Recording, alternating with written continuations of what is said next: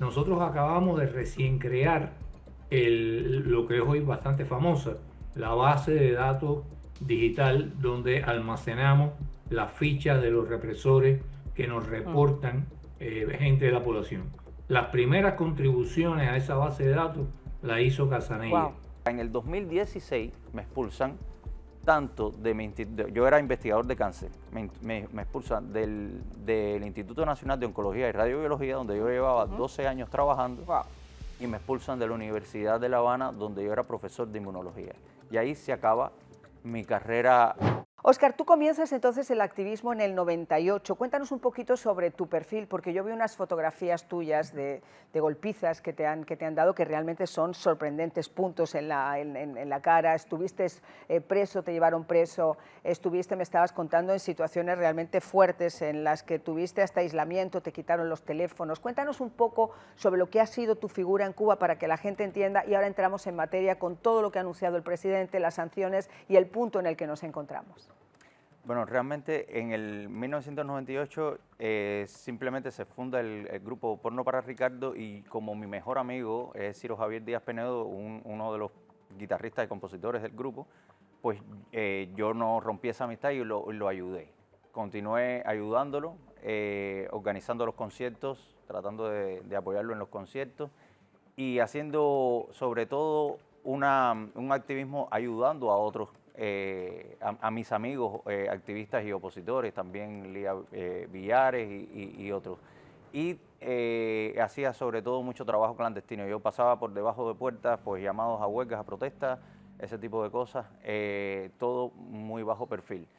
Ya en el 2013 ya me tengo que dar a conocer, me hago visible porque simplemente me fue, el aparato represor político me fue arriba directamente físicamente a agredirme y a decirme que me van a destruir la vida a mí y a mi familia. Y entonces, pues ya ahí yo subo entonces, digamos, mi actividad, y me radicalizo porque ellos se radicalizaron. Yo pues tuve también que, digamos, que responder de esa forma. Claro. Ayudé a todas las organizaciones habidas y por haber que estaban contra la dictadura, o sea, y todavía lo sigo haciendo. Yo no pertenezco a ningún grupo, yo los ayudo a todos. Y bueno, me di a conocer mucho el 11 de mayo de 2019 en la protesta esta donde me rompen la frente, me lesionan. Y después en el Movimiento San Isidro, porque fui uno de los acuartelados. Pero además yo hice mucho trabajo también de ayuda, de entrega de ayuda humanitaria cuando ocurre el tornado en Cuba, que fue el huracán. No, es un tornado. Un tornado, sí. Un tornado en La Habana en enero de 2019.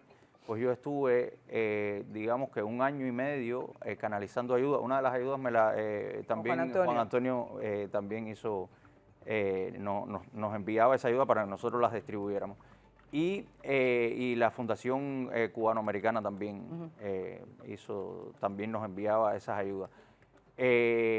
O sea que de muchas formas estuve haciendo eso. Ahora, en el 2016 me expulsan tanto yo era investigador de cáncer, me expulsan del Instituto Nacional de Oncología y Radiobiología, donde yo llevaba 12 años trabajando, y me expulsan de la Universidad de La Habana, donde yo era profesor de inmunología.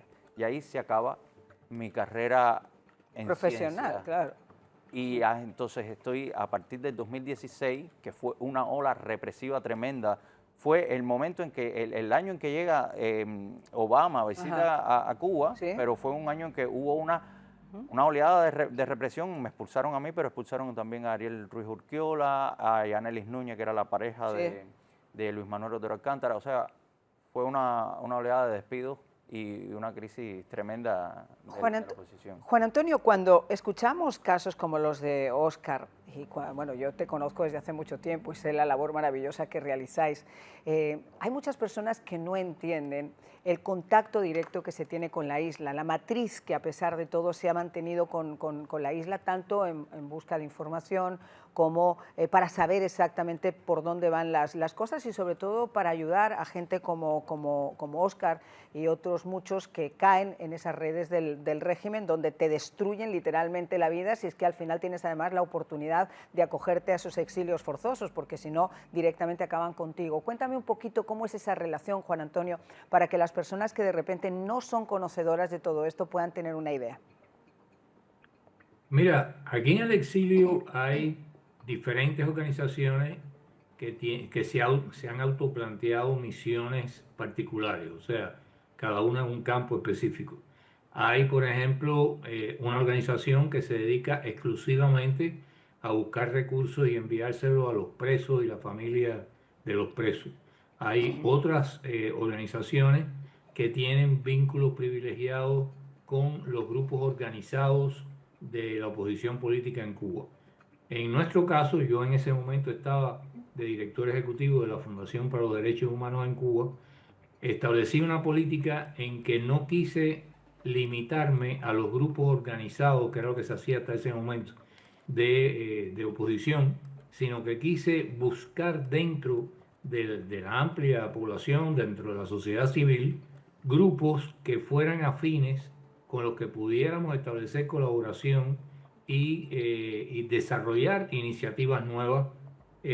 Utilizamos, por ejemplo, esos vínculos para crear escuelas de manejos de conflictos, de organizar protestas, etcétera. Muchas de las personas, no voy a decir, muchas no en el sentido de la mayoría de las personas que estaban ahí, por supuesto, pero muchas de las personas que trabajaron con nosotros, que pasaron las escuelas nuestras de protesta y demás, los vimos después incluso liderando grupos de protesta en el 11 de julio del 2021.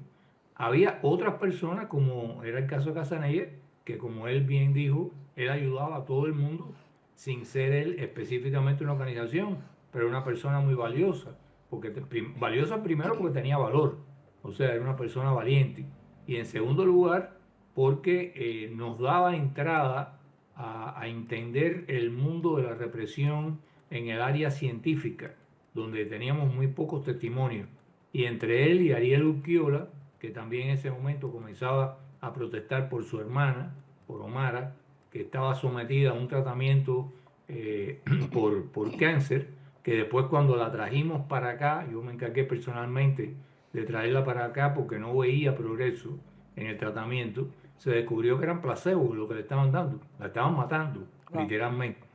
Y en esa área había poca información.